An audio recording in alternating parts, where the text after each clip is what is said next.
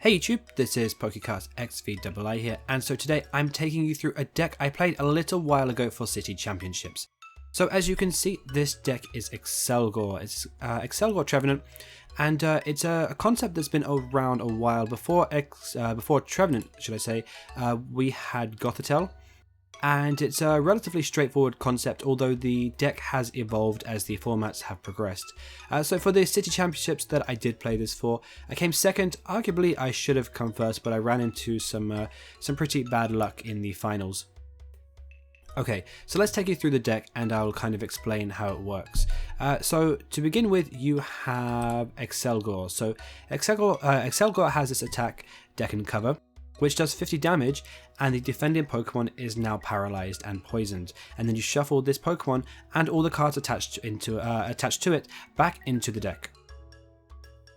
So the idea is to just keep using Deck and Cover, and by stalling your opponent out by preventing them from attacking, you can do some pretty interesting things with this deck. So its partner in crime is Trevenant, because once Accelgor goes back into the deck, you can use Trevenant. And you can promote it to the active spot with Forest Curse. And as long as Trevenant is in the active spot, your opponent can't play any item cards from his or her hand. So that limits your opponent from playing things like Super Scoop Up and Switches and Float Stones and anything to get their Pokemon out of the active spot. So that's pretty much the concept of the deck. As I said, it's a concept that's been around for a while, however the deck has gradually evolved over time. So this is my interpretation of the deck. This is what I played for... actually for the tournament I played something a little different. I played a 3-2 Accelgor line and 1 Duskull, 1 Dusknoir and 2 Rare Candy, only because I couldn't get the Dusclops. I was going around the tournament beforehand asking everyone if they had a Dusclops, but no one had one, so unfortunately I had to put in 2 Rare Candies. So if I could make any changes, I would have played this list without the 2 Rare Candies. Okay, so starting from the beginning, we have Setup. We have Shaman EX, which has a Setup, and Setup, when you put it onto your bench, allows you to draw until you have 6 cards in your hand. So this is a really great card to have in the deck. So what we want to do is with this deck is we utilize it with Skyfield, and a lot of people who don't really have much knowledge on the deck quite often asked me, is Skyfield really needed in the deck? Are you better to play Verbank? And I said no, 100% you need Skyfield in this deck. And the reason why is because you just bump out your whole bench with loads of different things. So you have Shamans to keep using Setup. You have your Shelmets. You should at least have 2 in play, which is ideal, because if they knock out 1 Shelmet, that means you can't Deck and Cover by turn 2. And then we have 1 Jirachi.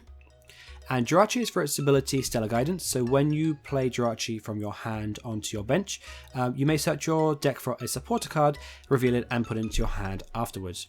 Now this is really great because in Expanded, Jirachi has 90 HP, which is searchable through Leverball.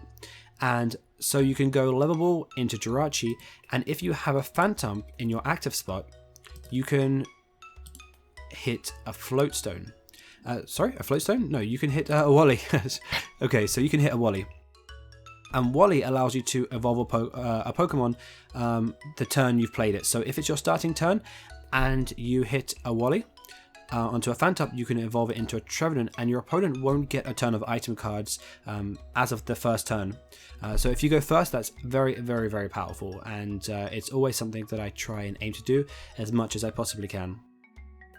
Okay, so moving on, we have your Dusclops, which I didn't play for the tournament. I was looking for one, and I would advise playing this route instead of the 2 Rare Candies, which is what I played, and Dusknoir. And Dusknoir has an ability called Sinister Hand, and what it does is, as often as you like before you attack, you can move damage counters from one of your opponent's Pokemon to another one of your opponent's Pokemon. So if you have one Pokemon stuck in the active spot through Deck and Cover, you can manipulate all the damage onto their bench and knock out everything that's on their bench. That is why Dusknoir is really great, because then if you keep manipulating the damage, it means they can't physically attack you. what often happens is if you deck and cover and you knock out something in the active spot, what your opponent will do is bring up something else and knock out your Trevenant. So Dust Noir really helps you to prevent that and allows you to manipulate the damage so they can't actually attack you. Okay, so moving on. Mew EX. So Mew's really great because it has this attack called Versatile, and Versatile is it allows you to use the attacks of any Pokemon in play, both you and your opponents. And so this is mainly used to use deck and cover for Accelgor. And by using Mew, it means you don't have to keep constantly searching out your Shelmets and your Accelgors, and it usually guarantees you to keep the loop up more consistently. Another thing that's really great about Mew is that you can copy, if you want to, Sky Return, which I did do a couple of times, not too many. And also, if they have a Seismitoad out, you can also copy Quaking Punch, which item locks them entirely. So, that is Mew. And then obviously we come to the Trevenant. What players tend to do to get around Trevenant is to Lysander around it. So if Trevenant isn't in the active spot, then they can start using item cards, which isn't too much of a problem in hindsight because they do use their supporter for the turn. The only thing is that they can get more Shamans to go through their deck. In Breakpoint, I probably would switch this Phantom for the most recent one that's come out. However, this was in the Breakthrough format. The other one kind of guarantees you a turn to Trevenant, but you do have to pay the energy, which is the downside. But it's a nice option to have nevertheless. Okay, so moving on, Unknown. Unknown is really great in this deck because it allows you to search through your resources much quicker. So it effectively turns your deck into a faster, kind of speeds up the deck a bit more and draws out like the cards that you really need. So it has the ability Farewell Letter.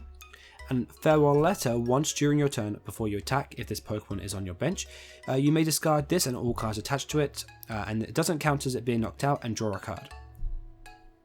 And why Unknown is really great is because it works really well with Skyfield.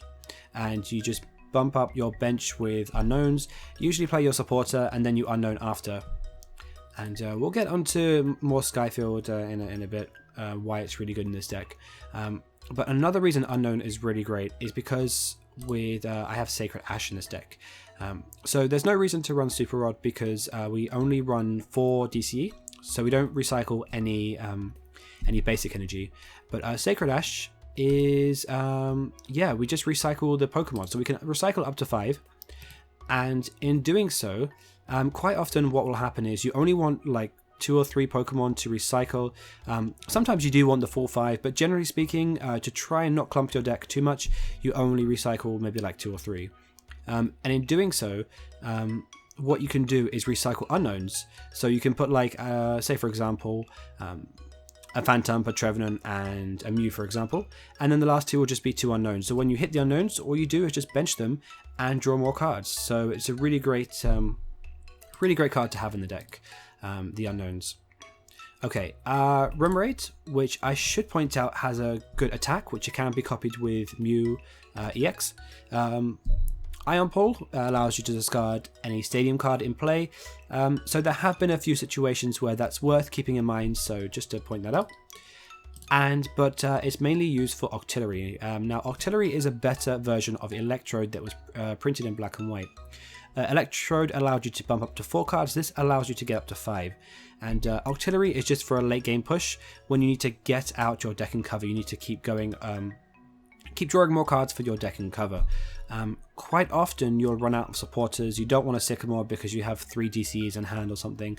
So Octillery is a great way of drawing more cards more efficiently, especially towards the later game. Okay, your A-Spec, Computer Search. You could play Dazzle Machine, but Computer Search is way better for consistency and often helps you set up your turn 1 Trevenant if you can pull it off. So quite often, there were a few cases where Jirachi was prized, but I hit into Computer Search, which got me Wally. So I would definitely advise going with Computer Search. Dazzle Machine is good, but I think Computer Search is far superior in this deck. 4 Levelable, quite self-explanatory, gets your Shelmets, your Duskull. It can also get your Remoraid, your Unknowns, your Phantoms, and more importantly, gets your Jirachi. And Jirachi again helps you set up for Wally, which gives you the turn 1 Trevenant. Okay, moving on. 1 Tool Scrapper. Tool Scrapper is very useful just because your opponent, if they go first and they hit some float stones, Tool Scrapper just allows you to break those off. So very useful. Town Map. Town Map is very crucial to this deck because you want to see what is prized. You have so many cards in this deck that need to be searched out of your prizes. Quite often my Dust Noir line would be prized. So for example, a Dust Noir or a Dusclops would be prized. So what I would have to do is Town Map, take some KOs with Accelgor, and then put the and then when I have Town Map into play, I can then pick out the cards that I need from the prizes. So Town Map is very, very useful to have in this deck. For Tronismel, very self-explanatory, kind of just feeds you through your deck much faster. You run 4 Ultra Ball, 4 Level Ball, so you're going to be hitting a lot of things with that. Ultra Ball, another self-explanatory card, finds Shamans, finds Mew, finds your Dust Noir, pretty much finds everything in your deck, so no reason not to play 4. 1 VS Seeker. I was not actually in testing. I played this deck without any VS Seekers. However, what I did have is I had 2 Lysander, and I figured I might as well only have 1 Lysander and 1 VS Seeker because it means I can reuse Colress. So in the end, I went with 1 Lysander, 1 VS Seeker, which I think was a good split. Then it gives me options to a lot of other things as well, such as N and Sycamore, to name a few. Colress, and this works extremely well with Skyfield, as you can imagine. So Colress allows you to shuffle your hand into your deck and then draw a number of cards equal to the number of bench Pokemon both you and your opponents. So when you consider that Skyfield bumps you up to 8 cards on your side of the field, and if your opponent has say like 5 or 6, you can probably hit for like 15, 16, 14 cards, something like that. And when you hit those numbers, not only does it set you up for your turn, but it also sets you up for like 3 or 4 turns later as well. Because you have pretty much everything in your hand. It's very unlikely that you don't have things. And if, say, for example, you're missing like 1 card or I don't know, say like you missed a Trevenant, for example, the chances are you'll probably hit an Ultra Ball or even the computer search or something to draw it out with. So Colress is a fantastic card in this deck, and certainly 2 is worth its justified its place. So Lysander we spoke about, 2N. Actually, I think for the tournament I played, I'll just change that now really quick. So let's just minimize that, put it back up. Okay, so for the tournament itself, actually I played 1N. Mainly good for disruption if your opponent gets too far ahead. Also helps you prevents you from decking out. A lot of players will try and deck you out with N. Say for example you've got 5 prizes and only 4 cards in deck. Quite often that will be their win condition. So N is a really great way of keeping yourself in the game as well as disrupting your opponent and preventing you from maybe discarding some crucial resources in the deck that you want to keep, like your Accelgors or your Dust Noir line or DCs or something. 2 Sycamore just for the draw power, only 2 because you don't want to discard a lot of the things in your deck. Wally, I think we spoke about Wally. Wally just searches out your turn 1 Trevenant. Occasionally it is nice to, if you want to VS Seeker it later back to get something else like an Accelgor or finish off your Dust Noir line, it can also be quite useful. Skyfields, I think I've gone through Skyfield a lot. But Skyfield pretty much just allows each player to have 8 Pokemon on his or her bench. Now, one thing I should point out as well is when your opponent replaces a stadium, what you want to do is pretty much just dump your Shamans and dump your Jirachi. So if you have 8 Pokemon, 2 Shamans, 1 Jirachi, and then you have like your Trevenant, you have your Dust Noir line, Mew, Accelgor, Octillery, you can just dump the Shamans and Jirachi. So there's no real setback from that, from when your opponent replaces a stadium. Okay, 3 Floatstone. 4 might have been a good idea. I'm not too sure in hindsight, but 3 is a minimum I would play. 4 is kind of pushing it. Any less than that is kind of pushing it. So What you could do is, as I said from the tournament, I played a 3-2 Accelgor line because I had to fit the 2 rare candy. You could also drop that back down to 3-2. 3-2 worked absolutely fine for me. I didn't have any problems with drawing it out, no prizing issues. So that is an option, and you could bump this up to 4. And the float stones are really, really crucial in this deck because without them, you can't keep your Trevenant stuck, keep your Trevenant active without retreating it. One other great thing about Floatstone is that you can put the Floatstone onto Accelgor and you can put it onto Mew, because if they deck and cover, it just goes back into the deck with everything else. So it's not like you're wasting the Floatstone, whereas if you attach it to, say, like a Shaman, for example, then quite often you're going to have to, it's just going to stay on that Shaman for the rest of the game. And lastly, 4 DCE. And that's pretty self-explanatory because you need to deck and cover and attach it to Mew. So, yeah, that is pretty much the deck for you. So, I mean, this deck can struggle with things like Giratina, but arguably you shouldn't really be in this situation or in the position to have to deal with that in the first place, because you should be item locking them relatively towards the beginning of the game. Quite often I think like 2 games I didn't pull off the turn 1 Trevenant, but they weren't too crucial. But that is pretty much it. So yeah, against like any Seismitoad variant decks, what you can do is just Quaking Punch them with Mew EX, which is another thing you can do.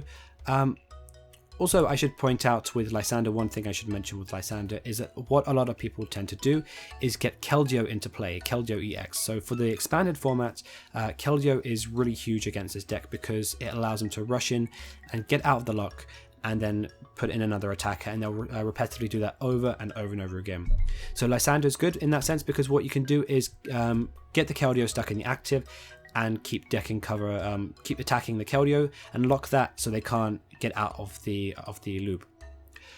So yeah, that is pretty much the deck. So if you'd like to try it out, be sure to let me know what you think, and any comments you can leave them in the comments section below. But that is a deck, and that is a deck that I played for City Championships quite recently in the expanded format, and I came second, and I was really frustrated not to get first because my opponent got some pretty lucky coin flips, but nevertheless I'm really happy with the deck, and I had a lot of fun playing it. So if you did like this video and you would like to see more Pokemon related content, all you have to do is click the annotation at the end of this video. Otherwise, thank you very much for watching, guys, and I will see you all next time.